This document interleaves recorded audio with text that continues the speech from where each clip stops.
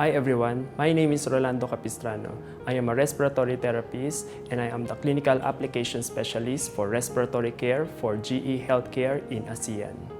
Before we start, I would like to remind all of you that it is recommended to wear a proper personal protective equipment (PPE) before you do any decontamination procedures of used hospital equipment. Please follow your hospital's protocol for decontamination procedures. First, I will show you how to remove and clean the exhalation valve housing. The exhalation valve housing of your CareScape R860 ventilator contains the expiratory flow sensor and water trap.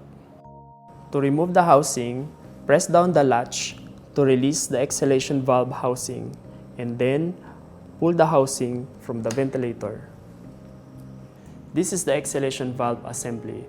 You have the expiratory flow sensor, the diaphragm,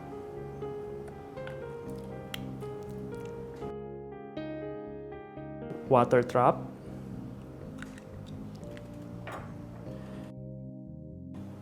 the spring-loaded plunger, and the O-ring. So how do we do a manual cleaning using a mild detergent solution? First, we create a mild detergent solution by doing the following. Dilute Neodisher MediClean solution with a warm potable tap water less than 40 degrees to form a 2% solution. Create a homogeneous solution by agitating the mixture.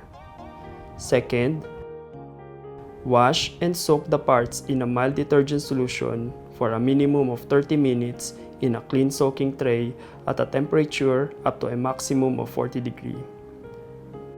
Ensure that all surfaces of the parts are submerged and no air bubbles are visible. Gently agitate the parts under the solution to remove and dislodge any debris. Submerge exhalation valve assembly in a solution and push down on the spring-loaded plunger repeatedly. Use a soft plastic brush to remove stubborn debris from the external surfaces. Do not use a brush, abrasive sharp tools, or any methods that may damage the inside or surface of the parts. Rinse the parts thoroughly for 2 minutes in a cold, potable tap water.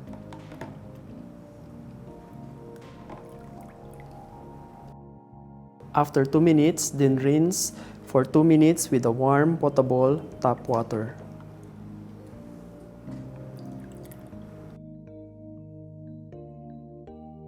After 2 minutes, remove the parts from the solution and allowing the cavities to drain and dry in room air. Parts must be fully dry before disinfecting or reassembling into the ventilator. Do not wipe part surface during the drying process. Check the parts for deterioration, such as deformation or cracking.